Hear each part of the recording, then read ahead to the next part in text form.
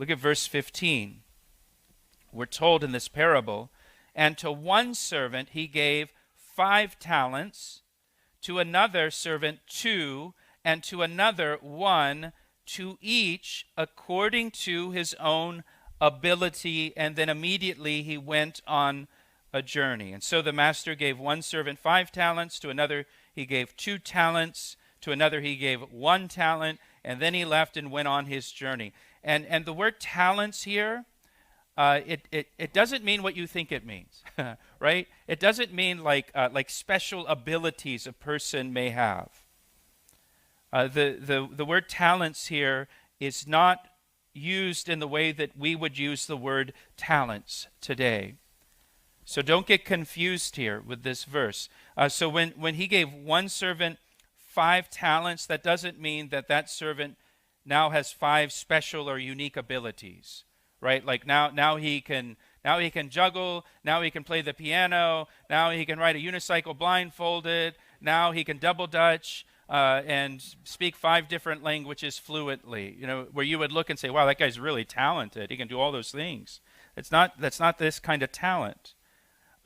Although, if you're just a note taker, the English word talent comes from this parable because it has been interpreted that way, that he gave him talents kind of thing. But it's not talking about some kind of special or unique ability. The word talent here, it's actually referring to a weight. A weight. A talent weighed about 100 pounds. And they would, in that time, they would pay people by weighing out gold or weighing out silver. It's likely this is talking about silver. If you look down at verse 18, the talent is referred to as money.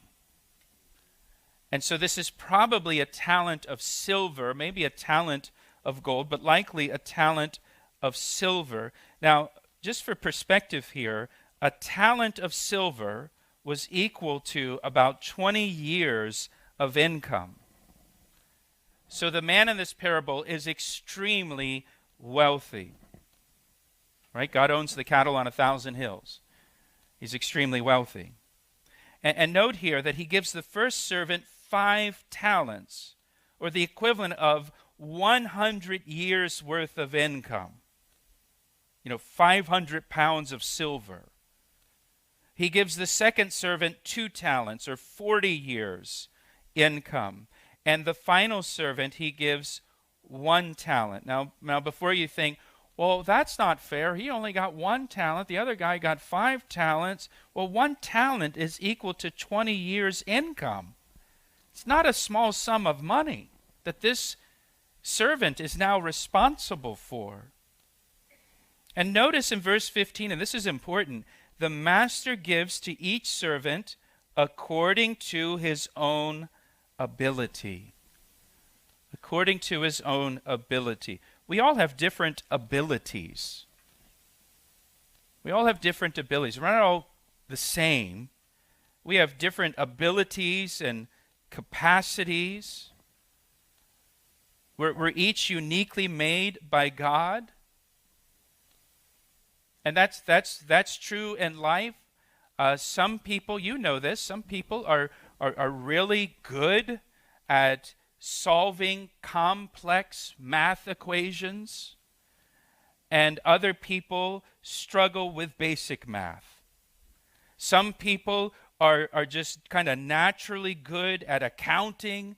Some are good at writing. Some are good at public speaking. Some are great athletes. Others are not great athletes. Some are good at making things with their hands and building things. Some are not.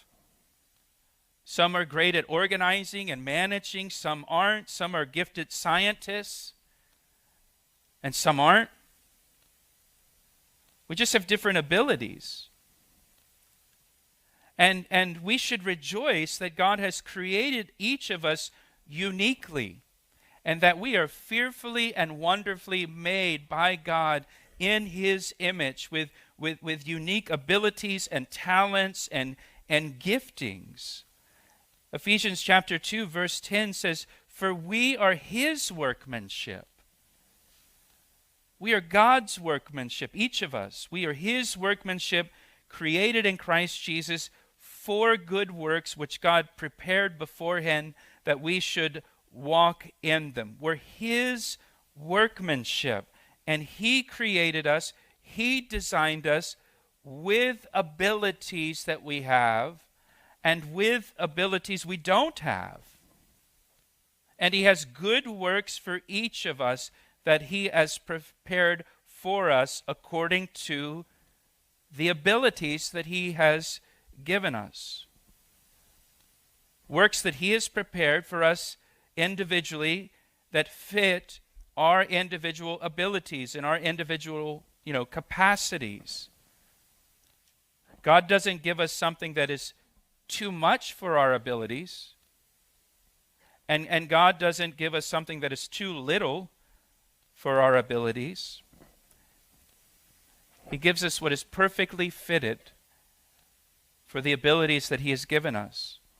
And so to one servant he gave 5 talents, to another 2, and to another 1. And the person with only 1 talent shouldn't be envious of the person with the 5 talents. Because the master knows the person given 1 talent doesn't have the ability to handle 5 talents. And the person given 5 talents would be wasting his ability with only 1 talent. It's each according to his own ability.